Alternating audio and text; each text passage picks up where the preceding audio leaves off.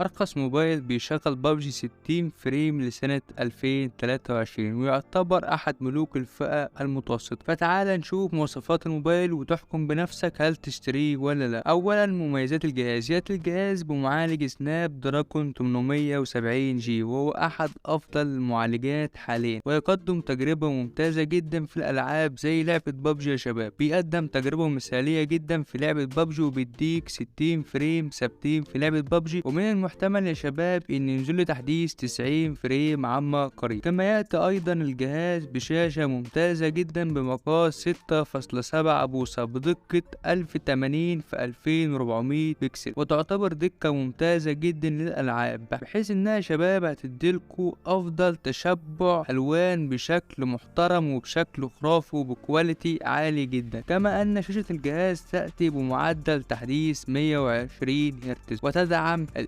HDR مليار لون. واكيد الجيمر واللعيبه اللي بيلعبوا لعبه بابجي عارفين يعني ايه دقه الوان، ويعني ايه تليفون يكون شاشته كبيره جدا بتمتاز بانها حجمها كبير، وكمان دقه الالوان والتشبع فيها عاليه، وكمان بيكون معدل التحديث فيها عالي، فبيكون معاك موبايل متكامل جدا في الالعاب. وكمان يا شباب بيديك سرعه عاليه جدا. اما عن مساحه التخزين فعندك 3 انواع من مساحات التخزين. اول حاجه 128 جيجا ذاكرة داخلية مع 6 أو 8 جيجا رام. ثانيا بيديك كمان 256 ذاكرة داخلية مع 12 جيجا رام، وكمان بيديك 256 ذاكرة داخلية مع 12 جيجا رام لأعلى نسخة من الذاكرة والرام في الجهاز. كما يأتي الجهاز أيضا بكاميرا خلفية 64 ميجا بكسل ممتازة جدا عن الهواتف السابقة من شركة بوكو، ويأتي أيضا بكاميرا أمامية 20 ميجا بكسل تعطيك صورة واقعية ومميزة جدا. كما يدعم الهاتف نظام اندرويد 12 وواجهة شاومي الحديثة والمحسنة اللي ما فيهاش لاج ولا تقطيع ولا اي مشاكل ولا بيحصل فيها دروب فريم في الالعاب. وهنا ايضا ياتي دور البطارية والتي تعتبر عيب قاتل في هذا الجهاز، حيث تاتي البطارية ب 4500 ملي امبير، ومع لعب الكثير من الالعاب او لعب بابجي باستمرار فالبطارية مش هتديك الاداء القوي جدا. لكن المفرح ان الشاحن يا شباب بيجي ب 67 واط. عارف يعني ايه 67 واط؟ يعني كفيل جدا ان يشحن الموبايل في نصف ساعة بالظبط. وهنا يا شباب يكون خلصنا كل المميزات الخاصة بالجهاز. ودلوقتي يا شباب هننتقل لعيوب الجهاز. ممكن تكون عيوب بسيطة بالنسبة لي لكن بالنسبة لك تختلف، فانت اللي تقرر هتشتري الجهاز ولا لا.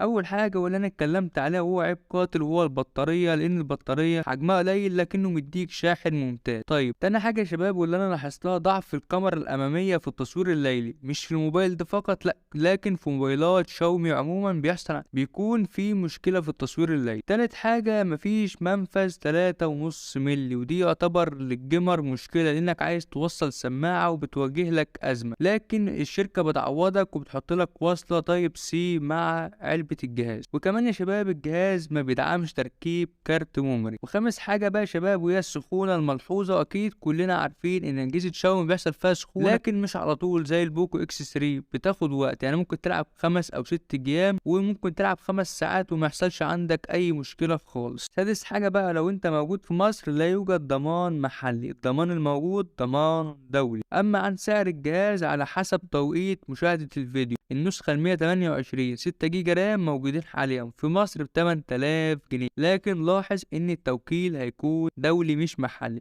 لكن اعلى نسخة من الجهاز بتكون 256 مع 12 جيجا رام عاملة 13000 ونص. وبكده يا شباب يكون انتهى فيديو اليوم، واشوفكم على خير ان شاء الله. لو اول مرة تسمع شروحاتي او تشاهد فيديوهاتي يا ريت تنزل تحط لايك وتشترك في القناة وتفعل زر الجرس، واكتبوا لي يا شباب في الكومنتات عايزين نعمل مراجعة عن جهاز ايه او نتكلم عن جهاز ايه الفيديو القادم.